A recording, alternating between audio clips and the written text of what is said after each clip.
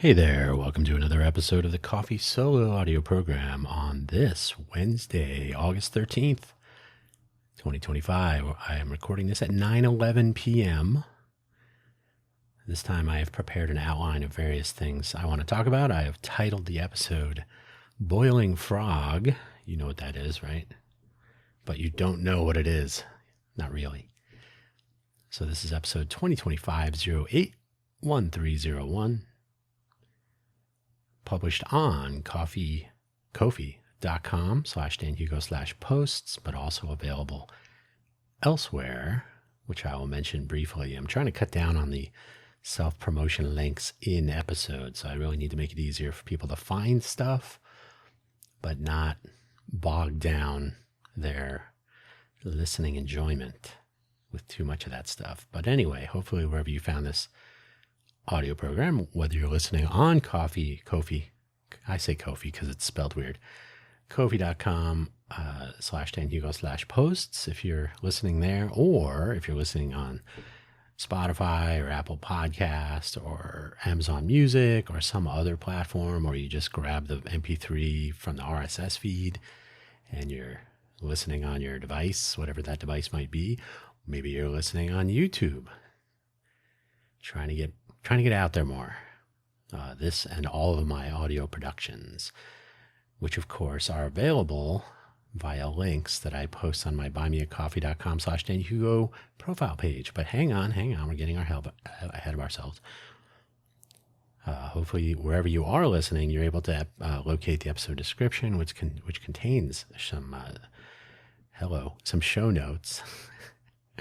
Including a very brief summary I'll read, and then a few of those links that I'll whip through very quickly. I don't want to spend too much time on them. And then we'll get into it so we can get out of it. The summary: the entire boiling frog meme has been shown by way of actual scientific research to be false. But it comes up daily at this point. This and other things that are shaking my head this week. Actually, maybe today. It's hard to keep track. As I mentioned, my other coffee, if you're listening on ko-fi.com, this makes more sense. My other coffee site account profile page is buymeacoffee.com/danhugo, DANHUGO.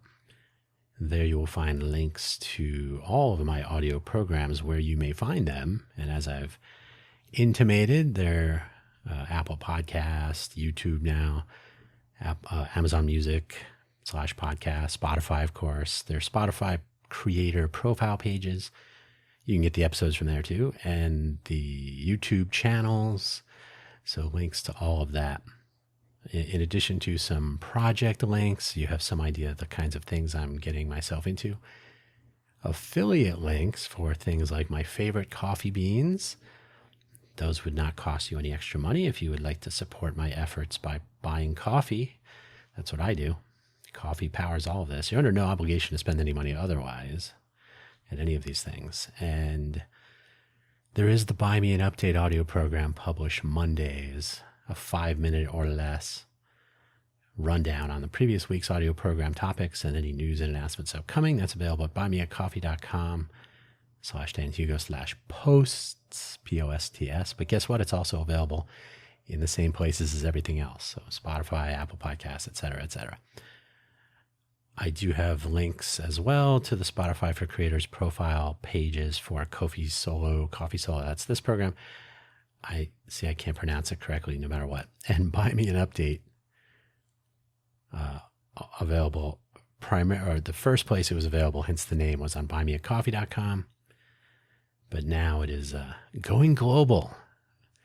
The main reason I've done that is because there's no RSS feeds for either Coffee Solo nor Buy Me an Update on their respective original platforms. So I figured, you know what? I got to be me. So they're still published there for as long as they'll have me. You still don't need to spend any money there, but you are welcome to. And you can find those pieces of content, this show, Coffee Solo, and the other one, Buy Me an Update, and all of my programming in a variety of places, because that's how the internet's supposed to work. Finally, Nasal Fresh affiliate link, not ID. It's an Amazon affiliate link. So if you go and purchase a Nasal Fresh MD device, if you suffer, this is not a paid promotion or anything. I just use the device frequently. It has made a big difference in my nasal and sinus health, one of those. It helps me be able to speak more clearly and not feel so stressed when I'm trying to speak. My voice will tighten up because of, we don't get into too much detail about this, but it's, sinus related. So, so an affiliate link, maybe it'll help you out, and it would help me out if you want to buy one, but don't feel any pressure. Or you don't even have to, if you find it interesting and you don't want to click on an affiliate link or you don't want to go ahead, do that too. Like I said, it's been really a game changer for me after so many years of suffering the aerosol chaos that is the air in Southern Nevada. So it's made a difference for me. I think if you don't live in Southern Nevada, you may live somewhere with similar crazy air properties. But if you live somewhere with really nice, fresh air and you have no allergies and you're always good, don't worry about it. You can just tell a friend. Anyway, that boiling frog meme is really a fallacy, or maybe you could call it a modern idiom. Like it's not really reality, but you're just supposed to know what it means. They do jump out of the water. They do jump out as the water gets warm. When it reaches a point of discomfort, they get out of the water if they are able. So that's it. You can look it up. There's been at least one, I think maybe 2 studies.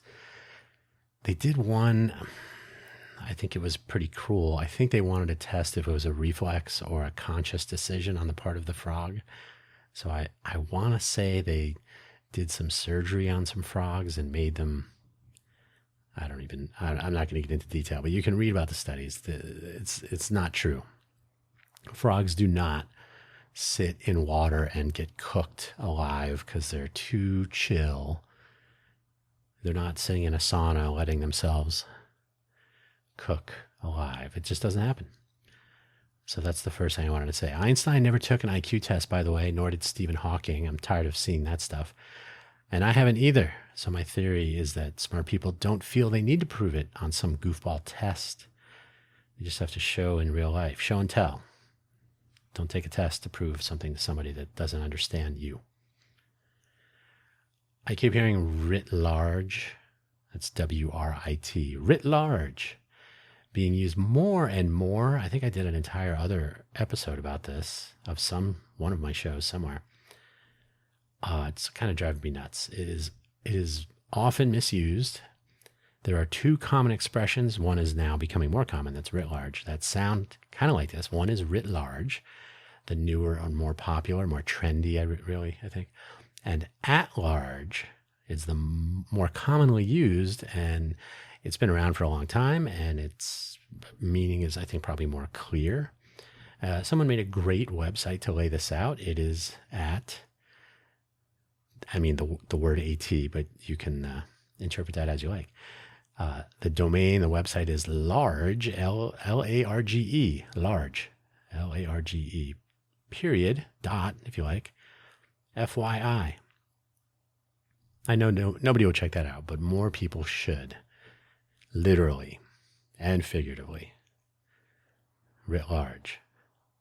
Basically, writ large means obvious. Writ large literally means written in large type, so it should be apparent to everyone. At large means like a large group, like far and wide. So the electorate thinks this writ large. No, that's not correct. It's at large. The electorate at large, the big group of people. Anyway, I don't know why these sorts of things bother me. Further versus farther, less versus fewer, these sorts of things. I think, you know what, I'll tell you why. Because I think people who are conscientious of those things are conscientious of what they are saying. So not only are they paying attention to the use of the terms, the words that they are actually dribbling out of their mouths, but they are doing so knowing what they want to say. Maybe they've actually done the reading. You know what I mean? So I just take it personally, which is weird. It's probably a sickness of some sort. But I think People who pay attention to these things and try. I mean, people will make a mistake now and then. That's totally fine. But people who conscientiously use trendy words or interchange words that have a specific meaning. And then, of course, the dictionary uses or is rebuilt from time to time on common usage, not necessarily correct usage. So, hence, literally and figuratively have now, I haven't checked lately, but they essentially say literally can be literal or figurative or something similar. I mean, it's ridiculous. Why have more than, why shouldn't we just compress our language down to the simplest of words and keep the total size of the vocabulary into keep it in a manageable range of simple terms that are all pro-government, I guess. I don't know. We could call it newspeak, maybe. On a political note, by the way, I don't like talking about politics because I'm tired of it, and YouTube is running over with political pundits and idiots and rabble-rousers. I am fascinated by the interest and support in pursuing a conversation on all levels, or sometimes even silence, concerning the conversion of our democratic republic, that's the United States, for those of you that are not here, probably you're better off, into can I join you? Into an autocracy with some fascistic qualities. Fascism, by the way, can mean a lot of things. People often use it just like I just touched on. They'll just use it the way that they want to use it, not the real meaning. And then the way people use it in common usage becomes the real meaning. So that's kind of broken. You can usually find specifiers like Italian fascism and German fascism. Italian, of course, Mussolini kind of came up with the fascia party, fascia, I think it was, a reference to a bundle of twigs bound together by a leather strap. German fascism kind of took that ball and ran with it in the wrong, or at least awful direction. I'm in the camp that finds that using the general term, that's pretty funny. I had term instead of germ. Using the general term is too broad and vague, and maybe there's some form of American fascism emerging in the actual federal government, and that will be sort of clarified over time.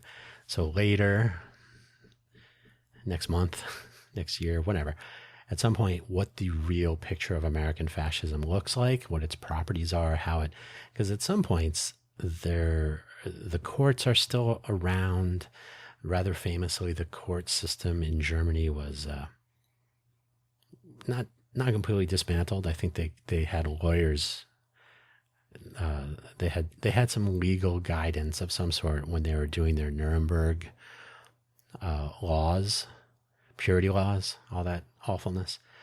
So but they did vanquish the form of government in some 53 days. So American fascism is taking a little bit longer to take hold. So that's why I don't think there should be a rush to call one person like that other leader from the 30s, and now he's this and we're that, and but certainly a lot of tendencies. If the wind were blowing, it would be blowing towards an autocratic leader and fascistic properties of a government, of a society, or something. Who knows? It's I'm not a fan.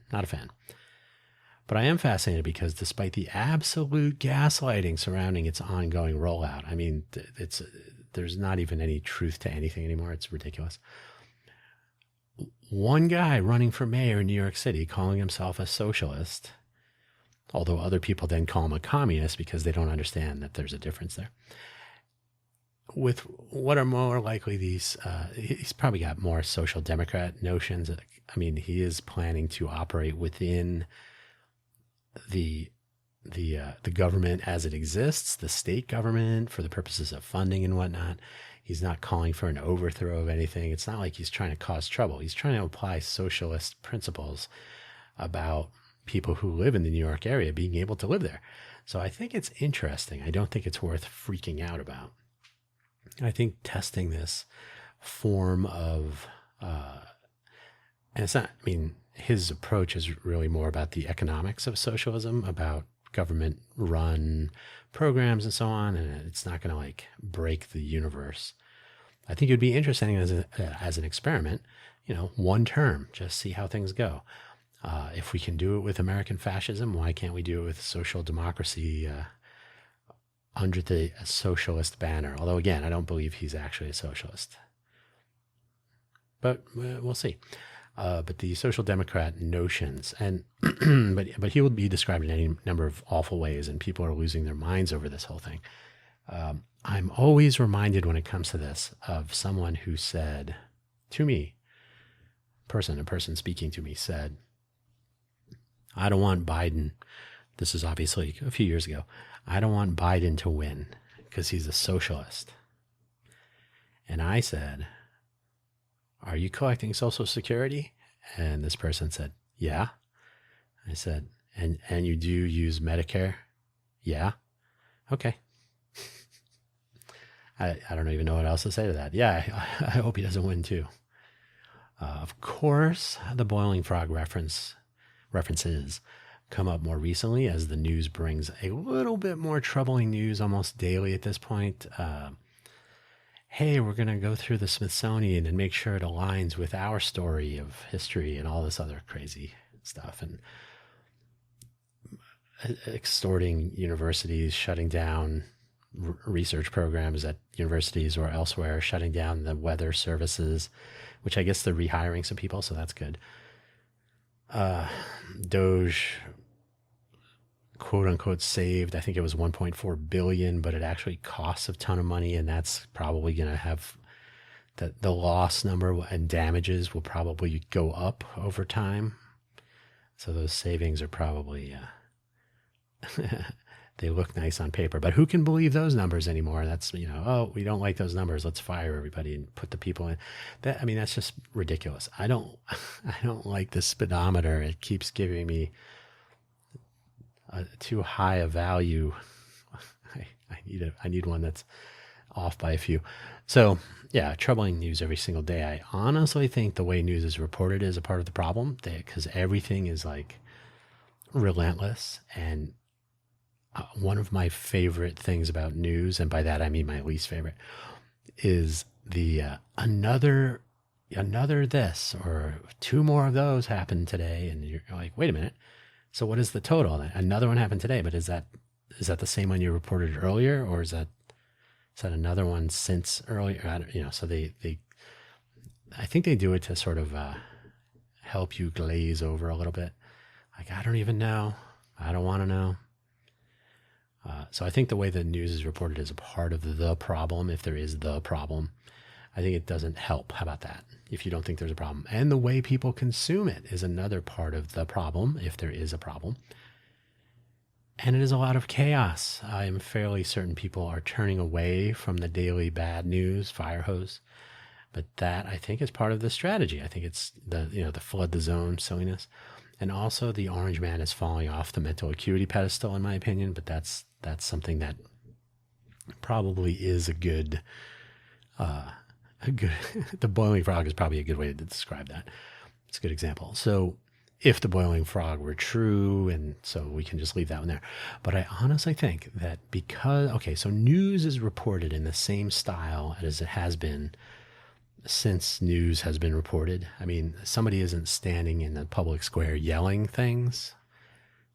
Actually, somewhere somebody is doing that, but so we do use modern media, but it's essentially the same. The inverted pyramid, the teaser, the gotcha, the ordering the news reporting so that people stay tuned and consume advertising. And you can do the same with where the story appears in print or now on the websites. If it's how many ads can you squeeze in between things, and now there's roadblocks, and so you got to click it. What do they call it? It's not a roadblock, but was it gateway? Marketing, the ad people call them different things, but the ads where you have to click on something to dismiss a modal dialogue. Some websites are doing that now. So anyway, there's all sorts of things that will basically say, oh, you want to continue reading this? You got to click here. Now you got to sign up for something for free. so we can mail you ads, I guess. I don't know. But the way news is reported is essentially telling you stories. So it could be somebody yelling at you. It could be somebody writing things. It could be somebody speaking on a radio. It could be TV, the classic television, broadcast television. It could be, then it was cable news, and now it's streaming news, the alternative media. It's podcasts like this one, although I'm not reporting on news. So you basically are getting stories told to you. I've been saying it for a while now, and it's something I really need to spend more time coding than talking about. That's how it should work. I mean, we have an amazing pile of tools before us, and people are just going to skip over and get AI to explain. ChatGPT, explain to me why this is, come on. ChatGPT is just going to tell you another story based on people telling other stories. The example I always give is you always see the weather reported if you go to a news website, if you still visit websites, or somebody can tell you at any given moment, the high today will be, here in Vegas, it'll be 112. Or I think it was somewhere in that neighborhood. It'll be 112. You're like, that seems hot. And if you're outside, you're like, yeah, I can believe that. Maybe it feels more like 111. But yeah, okay. So nobody is trying to describe to you, in case you're wondering, 112 degrees is where the frog just starts to get uncomfortable when the water reaches that temperature. So nobody's having to give you extra. They can describe wind chill factors and dew points and all that, and that's fine. And they can give you those numbers and they can explain them to you, or they can give you some other context. The story about the current temperature or the weather pattern, the La Nina, the El Nino, the global warming, the climate change, either way. That's like extra information, but the actual reporting of this piece of information can be shown to you with one image, or it can be read to you for audio in an audio format with like 5 words, right? High 112, low 88, wind, 10 miles per hour, whatever. So they don't only have to tell you a story. They don't have to give you the who, what, why, when. You're curious about that? Bam, here's the news. I would like to see more information presented like that. So another one is, here in Vegas, we depend on Lake Mead for hiding boats and bodies, and also as a source of drinking water, which should make you cringe a little bit. And there's a dam, a hydroelectric dam there, the Hoover Dam. And if the water level drops too low, you can't get the water out for some of these things, right? So the turbines can't turn. You can't extract the water for whatever they do to it to make it potable. Hopefully they do something. I don't even want to think about that. Vegas has some very hard water. I actually have this little tester thing, and it'll routinely say, it's like the TDS, total dissolved solids, routinely says it's anywhere between 5 and 900 ppm, parts per million. And if you filter it, if you run it through like a reverse osmosis and I don't know, irradiate it and pass it through membranes of unknown origin, you can get it down to like 10. And the taste difference is radical. So the drinking water in Vegas that gets to your tap, if it's unmolested otherwise, is pretty hard. Lots of minerals, lots of stuff going on there. I don't know. I think we're good with lead. I haven't heard any horror stories about lead measurements here, but there's certainly other stuff. There's probably cadmium. There's probably radioactive waste. Who knows? But they don't report. Like, if you want to know what the level of Lake Mead is, because you live in Vegas, or you're just curious, or who knows, you got to go looking for that, right? So they give you the weather. They tell you what the weather is all the time. You could trip over a weather report, right? Hey, what's on the movies tonight? Well, it is going to be 112 degrees. I already know that. I don't need to. Well, just so you know, just in case you forgot, here it is again. What about Lake Mead? I gotta go. Bye. So I think for something so important, that should just be on the news all the time, or you should be able to. And now you can get this information. They're not hiding it, but they certainly don't make it like a top of the page on a news website sort of thing. And I think they could. So I think if people always saw, because otherwise what you end up with is, oh, the water level in Lake Mead is dangerously low. Did that just happen today? No, it's been happening for the last year. Well, how come you didn't say anything? Because we wanted to talk about the Oakland Athletics moving to Vegas and how many people got run over by an Uber driver and all this other stuff. So it just doesn't make the news when it could be reported at all times, like continuously. It could be reported continuously with an image of a water level over time, right? A little chart. And it could be reported in audio as like, today the water level is at, 28% of the safe amount that we really need. We're well below, or something, come up with a consistent. I mean, you can always get more detail, but there should be, it's 110 degrees today, or 112, whatever it was. The water level is at, because you can't really say like it's at 12 billion liters. That doesn't mean anything. But if you say, like you could say because there's a usage rate. No, that would change. Like if you used 1 billion gallons of water a day to keep all of the consumers wet, right? Because more than Las Vegas uses that water. So if you said like, oh, we're using 1 billion gallons of water per day, so we have 28 days of water. But then if any consumption changes, that might artificially. Well, I mean, that is the part that matters, though. So maybe that is, we have at our current usage rate, we have 38 days of water remaining. That might freak people out a little bit, but maybe they would say, maybe I'm not going to water the driveway today. I did it this morning, but maybe I won't do it in the evening.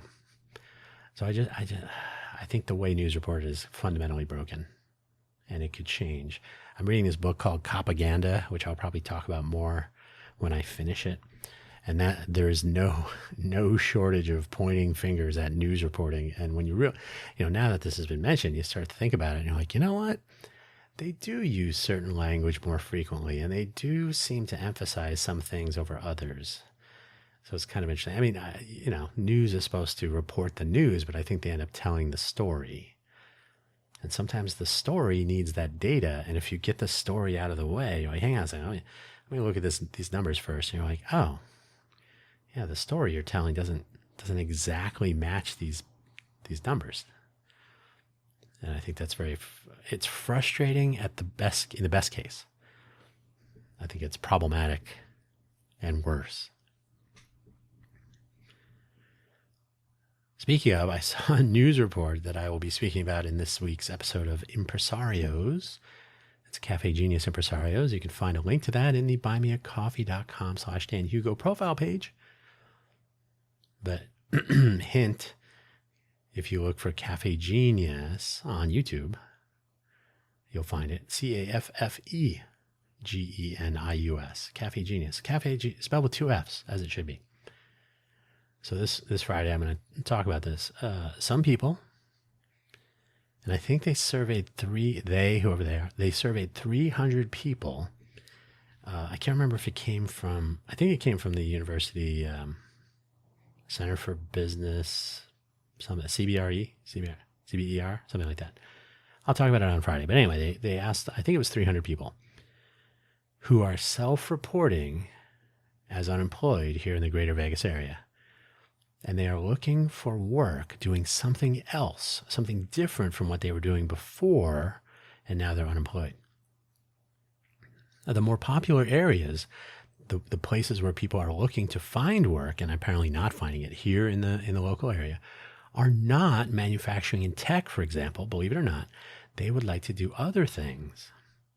So this is yet another instance of the powers that be not paying attention at all to the people on the ground in favor of some pipe dream of, we want to be the next Silicon Valley and we're going to be a biotech haven. And actually, to be honest, and I have heard some people saying this, and so it's, at least they get this one, healthcare and anything related to healthcare. So yeah, biotechnology somewhat, but healthcare, quality of life during healthcare processes, that is, I think that they say it's 25% of our economy for us, like Clark County probably. So that's the thing, that they shouldn't be hyping other areas so much, so that, because when you say we're going to be the next Silicon Valley and we're a global hub of innovation, which they say, you have to look and say, well, not really. Yeah, but we're going to be. And if decisions are made in that direction, you can do actual damage. The example I always give of this is, if you look at the Formula One race that has taken place in Vegas 2 years now, November of 2023, and then 24, and then 25, and then it'll be again. No, I'm sorry. So we're coming up on the third one. Can I do simple math? The third one will be November of 2025. So the second one was 24. The first one was 23. How about that? Work backwards. So what's for dinner? So the first one definitely wreaked havoc along the track route, and then the surround, the area proximal to the track, as far as where people were going to be watching. They wanted to make sure you were only allowed to watch if you had paid. So they put up this film, some opaque film on the crosswalks, the pedestrian bridges that cross over the strip, for example. Don't want people to be standing there and watching for free. You got to pay full price.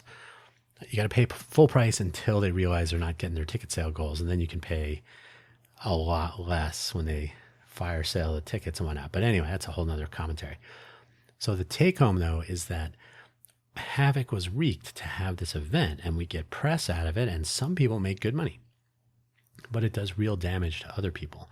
And that stuff doesn't make the news immediately. So just today, so this is August 13th, the race was in November 2023, 2024. So I think, and I'll know by Friday, because I just skimmed over this article and I said, I'm going to talk about this for sure. So I think it was the first race where several businesses lost a lot of money because of construction and alterations to foot traffic and general access to their businesses, because they were in the wrong place. So they filed law, and I think it was three companies. So there are several lawsuits that have been filed, class action maybe, but definitely. Now I don't know if this is 3 individual lawsuits. So difficult to keep track of. If only they were reporting this news like it was the weather. So 3 have settled, and of course the county commissioners come out, we're going to communicate better with the people and this and that. But people made their money in 2023 and 2024. Here they're getting compensation through a legal settlement. And let's not forget, there will be legal fees to pay and so on. But the time value of money, they lost the money almost 3 years ago, or almost 2 years ago. No, sorry, almost 2 years ago or almost 1 year ago. Man, math is hard, right? So if they sued for losses in 2023, then it's been that long, and 2 years. And if they sued for loss in 2024, it's been almost a year. So did I get that right? Somebody check me. So the winners take their money and celebrate. The losers have to go through this legal process, and sometimes they get on the news and whatnot. And most of this took place because the county commission and the LVCVA and the Formula One people wanted to have their little race car thing. And so they do it because people are very excited that they're going to make money. And they don't go to other people and say, is this going to screw over your business? Are we going to totally ruin your lives? Are we going to put you out of business, perhaps? We'll find that out later. If they sue us, fine. If not, and you know what our federal government, it's the people who complain that are committing fraud. So it's absolute chaos. And that's why when I hear we're going to be the next Silicon Valley, we're going to be a biotech haven, we're going to be a global innovation hub rivaling the San Francisco Bay Area, I'm like, you're the people that were talking about the Formula One thing. And you screwed a bunch of people over. So I have concerns about that. So that's why I talk about it all the time, because I honestly think it's a broken scheme. And if you ask people who actually work here, and here's the thing, they really, really, really, they is like the LVGEA, the Las Vegas Global Economic Alliance, and the city, urban and economic development people, they would love to have companies moving into town from other places. Like, hey, relocate your business, bring your employees, become a local, operate your business here in Vegas, a friendly business client, income taxes, and so on. Don't try to get around too much because traffic here is broken and we don't understand public transit. But otherwise, so they out of one side of the mouth, it's, hey, we have a startup scene. We're going to be like Silicon Valley. Out of the other side of their mouth, it's bring your pre-existing company and move your employees here and be a part of our economy. Now, the problem is especially if you're going to move here from California, which some of the rich folk want, oh, you should totally move your people here. It's so much cheaper. They can just buy houses. Okay, so you move someone from California. And if you don't remember, was it 2000? No, it was 98. Was it 98? It was as the .com. No, it wasn't 98. Was it? Maybe it was 98. Before the year 2000, people were moving to Arizona from California. They were moving to other places. They were basically selling their homes and buying homes in other states for cash. So that drives the price up. So now you have people talking about this like it's just no big deal. Oh, just move. You can come to Vegas. You can buy a house more cheaply. Yeah, you're going to price out somebody who already lives here. So when you gentrify the area, and you can you can read about, or you can look at Austin, and I talked about this in a different episode of the Impresarios audio program. You can look at the culture of Austin and how it's been broken. No, not by Joe Rogan and his comedian friends, although they are not helping, but the tech scene. They used to have the Nerd Bird that would fly direct from probably San Jose airport to Austin and back, like morning and evening commuter flights. Austin's going to be the next Silicon Valley. Everybody wants to be the next, whatever.